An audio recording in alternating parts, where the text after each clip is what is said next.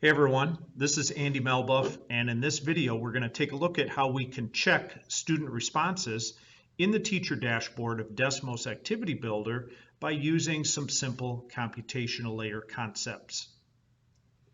So to begin, I've got a sample activity here, and I want to show you initially what the check looks like from a teacher dashboard perspective. So here you're looking at a multiple choice question, and here's where we look for the dashboard preview. This is what the teacher would see, this little indicator in the teacher dashboard if they're running an activity. So if a student were to select quadrilateral, which is an incorrect answer, the student sees an X. And any of these answers that are incorrect produce an X on the teacher dashboard. The correct answer produces the check. So that's pretty simple and straightforward, and there's nothing really that the user has to do. If you put in your multiple choice component here, as long as you select what the correct answer is, you can see here as I hover it says mark as correct, the activity builder will check it for you. So there's nothing special to do there.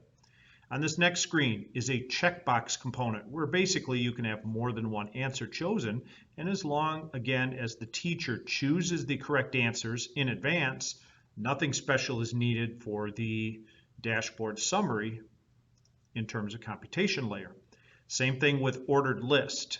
Here's an ordered list where teachers can put numbers in, and as long as they order them in the order you wish the students to enter them in, and choose this option, use order as answer key, it will be auto graded or auto checked for you. Now the problem comes in on this next screen. Here's a numeric input. So what I've got here is a note with a simple equation, and below that I've got this math input component. So let's see what happens if I go into preview mode. If the student were to type in the correct answer of 6, as soon as the 6 is typed in, you'll see this dashboard indicator go to a dot. That means Activity Builder doesn't know how to grade that. It's not wrong, but it's definitely not right, and so there's not enough information for Activity Builder to determine the correctness. So we have to put some background information in terms of computation layer to make that check possible. To get into the computation layer, what I want to do, and I'm going to hover over it right here, this icon, which shows Edit Computation Layer Script, takes me into the background for this component, which is a math input component. And one of the sinks, or one of the ways that I can inject value into this component, is the correct sink. So I'm going to start typing correct, and as soon as I get a couple letters in, these are the possible options I can use, and I want to use the correct sink. You'll see the color changes to a green, and there's a colon afterwards.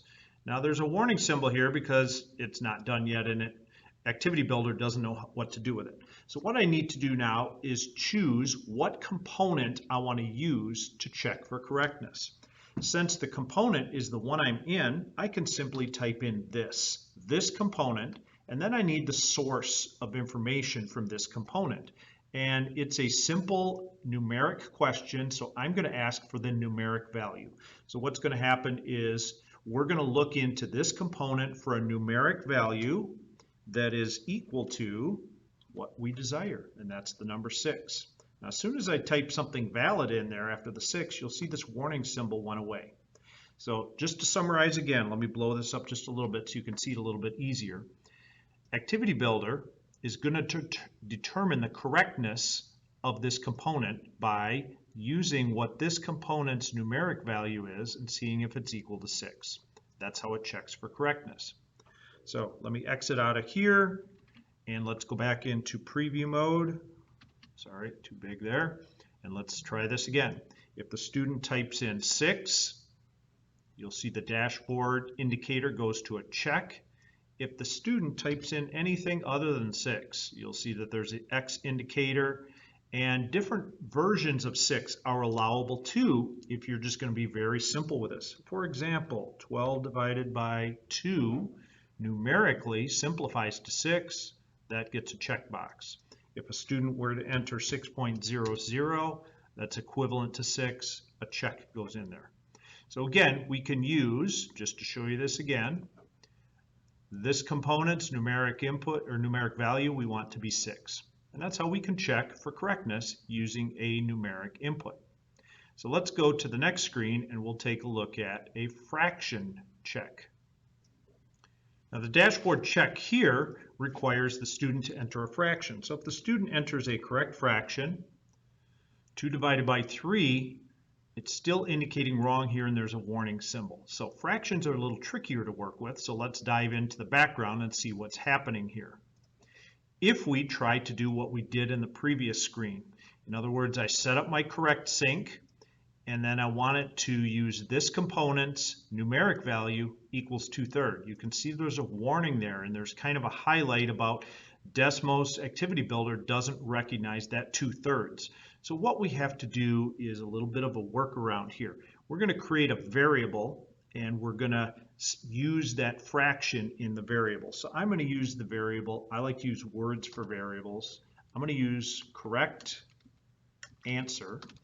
And after a variable, I want an equal sign. So what do I want that to be equal to?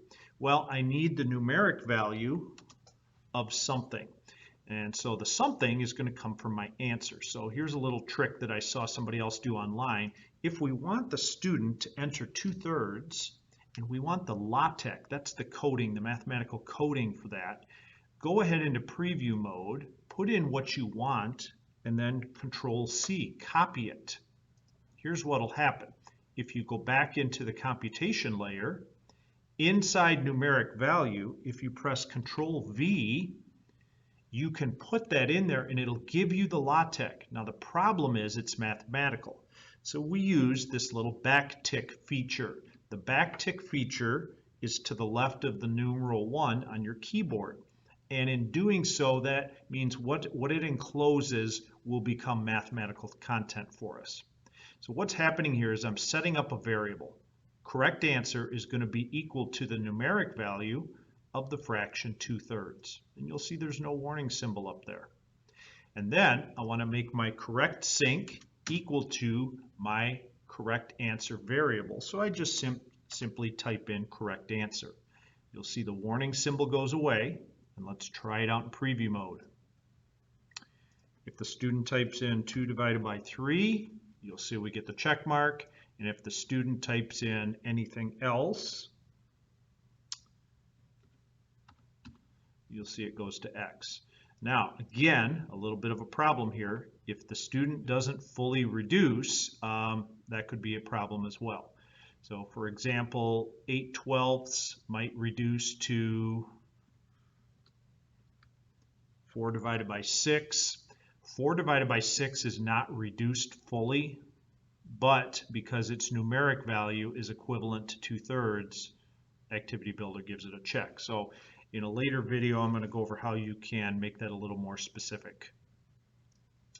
Next, we can also check for correctness in terms of radicals. So here's a fairly simple radical expression that we want to ask students to simplify, and we want them to input 3 times the square root of 5. So if the student types in 3, SQRT is the abbreviated shortcut there, 5, you'll see the dashboard check, confirms it's correct. What do? Let's dive into the background. So in this computation layer script here, this is similar to the fraction one. We can't use a numeric value of a square root. So we're going to do a little workaround. We're going to create a variable to tie that correct sync into. So I'm going to use the same variable I used before. Correct answer equals numeric value. And I'm going to need tick marks again. So let me go ahead and put them both in there. And inside of those tick marks, I want the LaTeX of the answer I desire. So I want to go back to preview. And if you don't know LaTeX, the easiest way to do this is to just copy and paste. So I want 3 square root of 5. I can copy that. I can exit preview. And between those 2 little back ticks, I'll paste it in. And you'll see it go orange colored and there's no error symbol, so we're in good shape. The only thing I have to do now is tie in my correct sync to the correct answer. And so I start typing correct answer, there's the variable, my warning symbol goes away, and we're good to go. The last correct check we're going to look at in this intro video is how do we check table entries.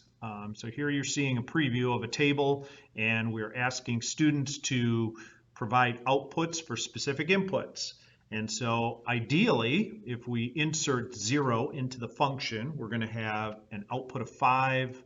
I'm going to type in the correct values, 5, 7, 9, 11. Now you can see I've got 3 of them in already, and those 3 are correct, but there's still an X over here. And so the way the correct check works is all of these table values, well, if you desire all of them to be correct, then the student would have to type in the last one correct. Now as the student types in a 1, it's still an X. As soon as they hit the second one, it changes to a check. And if even one answer is incorrect, there's an X there. So let's go into the background and see how we can build this into the computation layer. So in edit mode here, I'm going to go into this tables CL script in the background. I've got nothing here. I cleared it out already so we could build this from scratch. And I'm still going to use that correct sync. We use it quite a bit. Now, instead of checking this numeric value like we've been doing, we have to change our thinking a little bit because we have more than one thing to check. We have more than one number to check. So since I'm going to be tying several things together for my organizational purposes, I'm going to use a new line. You'll see why in just a moment here. I'm still going to use this, but you'll see that numeric value is not an option anymore. And that's because tables have multiple cells. So instead, the version we're going to use is cell numeric value. Rather than just numeric value, we're going to use cell numeric value because we have to tell it which cell to check. And cells are identified by rows and columns. So my very first element to check is in the first row, comma, second column. That's how I indicate that. And what I want to do is set that equal to some numeric value to check. And so we wanted it to be, what was it, a 5, I believe. So right now, this is going to check the cell numeric value of our first blank up there and see if it's going to be equal to 5. But if I want to check all of them, what I'm going to do is use the operator AND. I'm going to connect with AND, and then I'm going to hit enter, and I'm basically going to repeat this. And so I'm sure like all of you, I use a lot of copy and paste, and then just edit. Now this next cell down is in the second row, second column, and I want it to be a 7.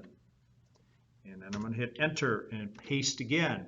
My third one is going to be in the third row down, and I want it to be the numeric value of 9. And lastly, I want my fourth row, second column, and still, see the warning here? That's because AND indicates we're checking for something else. So I'm going to take that last AND out of there. So there are 4 things that all have to occur for our correct check to give us the check on the teacher dashboard. Let's see it in preview mode.